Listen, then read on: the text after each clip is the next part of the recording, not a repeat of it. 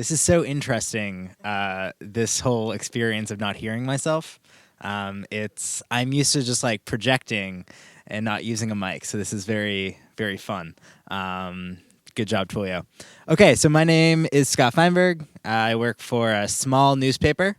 You've probably never heard of us. It's called the New York Times. We were founded a few years ago in 1851, and we've been around since then. Every week we publish a small amount of content. It's approximately the same amount as the complete works of William Shakespeare. Every day we publish over 300 different articles. And we have a paying subscribership of over 2.3 million subscribers between print and digital, et cetera, and so forth. So we're pretty small, and we have APIs. So this is a picture of me. That's our digital logo. It's our 8-bit, if you will. That's a great picture of me back when I worked in Silicon Valley. So that's how I look in Silicon Valley. Same shades. These are branded WePay shades where I worked.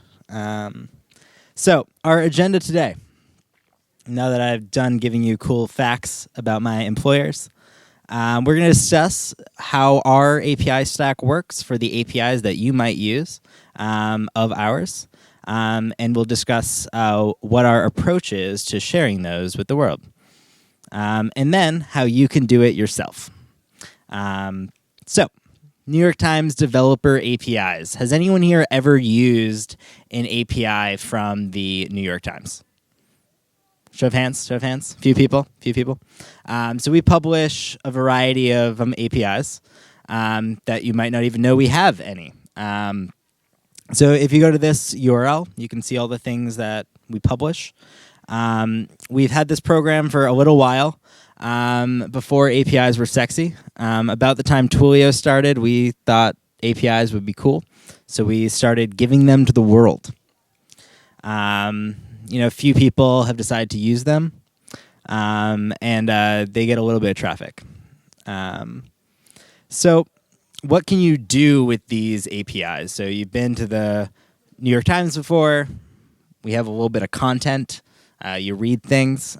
We make all of the things, pretty much anything that you see on our website, those experiences, you could recreate in some way using our APIs, with the exception of the full text. So we have a team of archivists, which is pretty cool. They actually categorize and create a taxonomy of our articles, so you can understand our content, which is generally unstructured, in a really structured way, which makes our APIs pretty unique. And people use these to build cool things, ways of looking at trends, looking at our data, looking at sort of like what we are. And what we publish. And because we've been around for a few years now, we can look at things going back a long time, to look trends over history, and that sort of thing. So there's some cool graphics on a line about how our reporting has changed, how the English language has changed, things like that. So we have this new cool stack, which is what we'll be talking about today.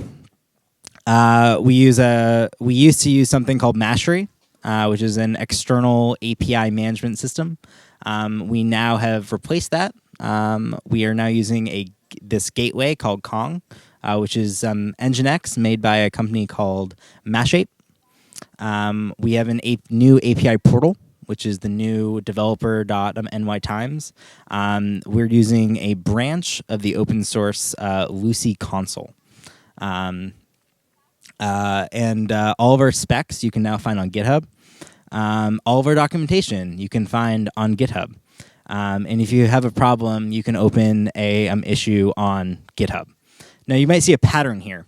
And that pattern is that we have this external program, and we've gone the next step from giving them to the world. And now we give you the ability to modify our own documentation and see sort of how that whole process works. So you can build your own things not only with our content, but also with how our APIs operate. And it's all open source on /NY Times on GitHub. This is a screenshot of our gateway. It's very simple.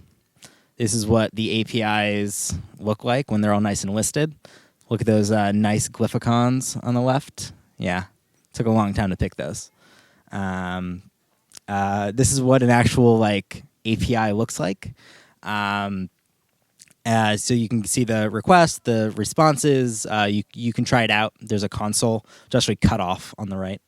And you can get all the APIs and all the different endpoints that each of those APIs have. So this is where you can find them. So you're probably wondering, okay, cool. This looks nice. You have a nice little website here. So like, how do we generate that? How do we make that? And how could you make something similar? So this is how we actually share these with the world, how these APIs become a part of get used by you and how we actually expose them. So what does it mean to make an API easy to use? So Twilio is really good at this. People generally agree Twilio is a pretty good user experience from a developer standpoint. And some of the things that having an API out there, some of the things that make that easy to use means your docs are actually accurate. How many times have you used a API and you try to do something and then you send them an email and they're like, oh, yeah, that call not supported anymore. Oh, that parameter, yeah, we got rid of that. And they're like on their website. Like, what the hell? So it's nice when things are actually like up to date. It's also nice when the API is generally consistent. I'm sure you've used an API before that had different data representations for different things. Maybe it uses different terminology, different parameters, depending on which API you're calling in their system. It makes it hard to code around. You can, but it doesn't make it easy. And sometimes people build APIs and expose them that just don't feel right. Either they make weird choices, like in 2016 using XML for everything on what clearly should be like a JSON blob that's easy to consume, or they just decide to do weird things. APIs should look like other APIs. Homogeny is actually appreciated. So what I'm going to tell you about is going to allow you to make sure that your docs are easy to use. Make sure that they're up to date. Make sure that people might actually like using them. And as a bonus, you'll also be able to auto-generate tests for all of your APIs. So that not only will you know that your docs are right, you'll be able to confirm at a high level that your system is doing what you think it's supposed to be doing. Does everyone think that sounds like a good idea? Something that they might like? Yeah? Okay. So this is the API workflow at a high level of what I'm going to talk about. Essentially, I'm going to tell you how to generate an API spec and use that spec to do other things. That's all. It's all you're going to walk away from here is, okay, how am I going to make a spec, and what can I actually do with it once I have one? So to start, we're going to talk about actually what a spec is. So what is a spec? A spec for your API is some sort of machine-readable representation of a API. It could be JSON, it could be YAML, it could be something custom. It could be a text file that is somehow machine parsable. But it describes what your API does. What's a request? What's a response? What's the path? What are the resources? What are the objects? What are you actually exposing? And this is a standard thing that describes it. Wow, that got moved in the presentation. Cool. I updated the font. Anyways, so Open API is sort of one of the standard spec formats out there. You've probably heard of Swagger. If you've heard of any spec before, it's kind of the biggest one out there. It's been rebranded because we all need rebranding, and is now backed and run through the Linux Foundation along with all those great companies below. This is kind of the standard. This is the big one out there. If you're going to pick one today and you don't have a compelling reason to use something else, that's the one that I would suggest you use. Openapi.org, I believe, is the URL. Other options that are out there that you might have heard about: RAML, JSON spec, JSON schema, API blueprint. They all have very specific things about why they're good, and they all have different use cases. But none have the type of adoption that Open API has, and none are being iterated on quite like the Open API project. If you want to see some specs, we have some. They're on the internet. nytimes/public_API_specs. This is one of the harder, weirdly, one of the hard things to find on the internet is examples of what a spec is supposed to look like. But we have some. Feel free to check them out. They are represented in JSON. Open API can also be represented in YAML. So you know what a spec is now, but how do you make one? How do you come up with this machine-readable thing that you're supposed to put into other things? Luckily, there's open source tools to help you do just that. We have, if you're using Go, Ruby, Java, Python, Node, anything you can think of has some sort of Swagger generator for it. These are just some that I've recently used, and they all work.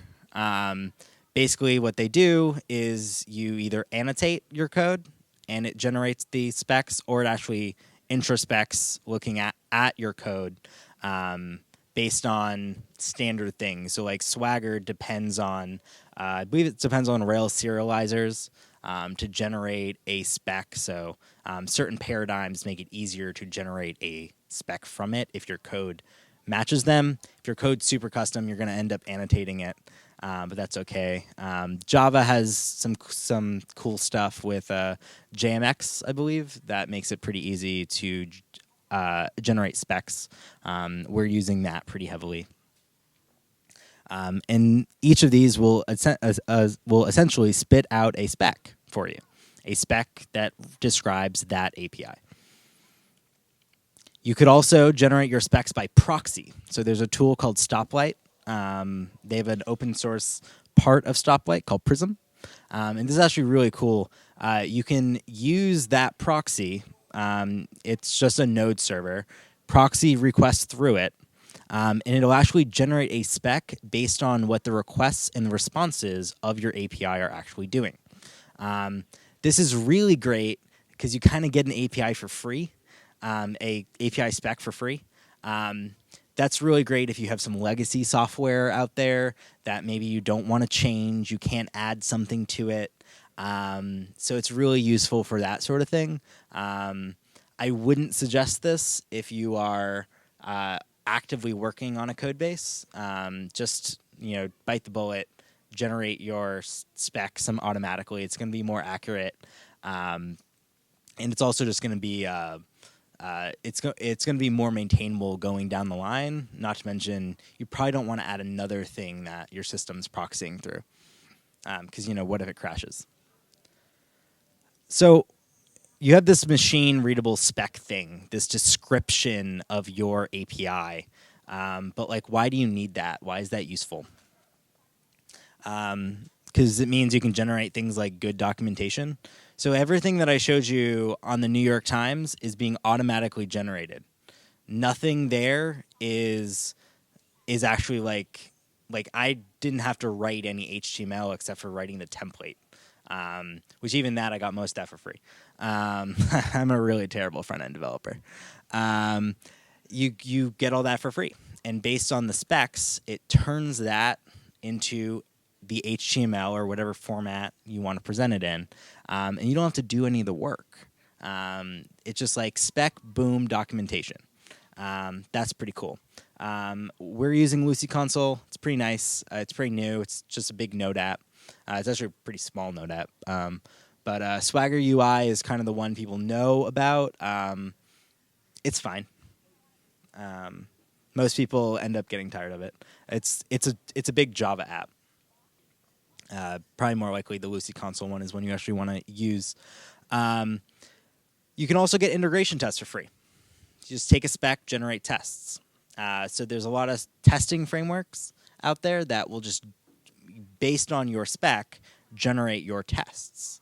And that's pretty nice. You can also write, because it's machine readable, you can take a Swagger parser, which is just a certain type of JSON or YAML parser, and you could write your own test framework to do whatever you wanted. So if you had some sort of, we're using it with a third-party tool called RunScope, which uses, I believe, Mocha.js or Chai.js. I don't actually know the difference between those two. They appear to be the same thing. It basically reads a JSON spec and turns it into Mocha tests and uploads them to RunScope. Pretty easy. It only took, I think, my entire script that does that's like 100 lines. And that's it. It just parses it, pops out some tests, and suddenly we have integration tests. You should still have other tests in your code base, obviously, but this gives you some validation externally that your API is actually doing what you expect it to. You can also generate clients. So this one's actually new. It's pretty cool. One of the developers at the Times, JP Robinson, built this really cool tool in like no time at all that takes a open API spec and converts it into a protobuf. So if you don't know about protobufs, it's a binary protocol that it's like a schema basically, and it's not. So instead of passing around JSON, you pass around protobufs, and it can generate clients for you, and has some other really cool stuff. It's dangerous if you don't know what you're doing. Luckily, JP knows what he's doing, and it'll actually allow you to author your API in Open API, and then it'll turn that into protobufs that you can jam into your code base. If you look at our other one of our other open source tools, Gizmo, which is a Go microservices framework, Open API is already being used with that. And so that's pretty cool. If you want to generate other clients for like other languages, API Matic's really great for that. You just give it a spec and it gives you clients for all the different languages you want. I think they support like 6 or 7. Also, if you just Google Swagger to whatever language you can think of, you'll get a bunch of responses. That was pretty cool. We're not doing that for ours. Most people all the requests to the New York Times external APIs are just gets, so you can just curl them. So we don't really need a client for that. But you could totally generate them yourself if you want to just take our specs. So the other thing that like sort of makes APIs easier to work with is when you have this concept of protocols and schemas that are relatively standard. You should just answer these simple questions on what way will your API work? Is everything going to return JSON? Great. Are you going to return XML? Great. But just pick one thing. Don't pick multiple things. For a long time, the New York Times APIs would return either XML by default or JSON by default. At this point, they all return JSON. I believe XML is still an option for some of them, but we've removed documentation for it. You should also standardize your schemas that you're using. This will make it easier for everyone. Just answer these questions. They seem really mundane, but you need to have an answer to these consistent across all of your APIs. How should pagination work? What headers should there be? What does a data structure look like? What character coding is acceptable? Probably UTF-8 is the answer to that question, but you should probably tell someone that so someone doesn't pick something different. And what does a date look like? This is great. There's just so many different ways to represent a date. Pick one and do it standard across everything. And versioning, everyone has their own preferred way of doing this. Just pick one. Just pick one way. That's all I ask. So what should you do? If you want this cool API experience where you get all these things for free, what do you need to do? This is your checklist. This is all that's on your checklist. You need to decide how you're going to create that spec, and you're going to decide what are the standard ways of how your API should work. Really, you only need the first one, but you should have the standards too to make sure that your specs are relatively consistent. It'll also make them drier because you can reuse things between different APIs. That was cool. So the new process, once you have this concept of this API workflow, of how a new API actually becomes something that you can share with the world, you write a spec according to your standards. You build the API according to that spec. If you're using something like Open API to Proto, it'll actually generate a large part of that code for you. And then you generate an API spec from your service using something like GoSwagger, Swagger, something like that. And that's your new canonical spec. And by default, you suddenly have all of these things for free. You can generate code samples. You can generate integration tests, libraries, docs. All of that is suddenly free. And all you really had to do was figure out how to generate that spec somewhere, somehow. And this is your new workflow. At the times for our external APIs, this is how it works. Apps, either some of them are still manually created, some of them are updated in the CI builds a spec, and everything else is auto-generated. Jenkins literally does all the work. There's nothing manual in the process, and the documentation is consistent. We can add a new API by simply publishing a new spec for it on GitHub, and it'll automatically get published on the public site. And there's no additional work. And this is really important when, for us, this is a process that touches 7 different teams, completely different teams of people, and there's no one person, besides me, who's actually responsible for making sure that all that documentation on each team is correct and consistent. Because unlike most APIs like Twilio, where you make money, ours are totally free. And that's it.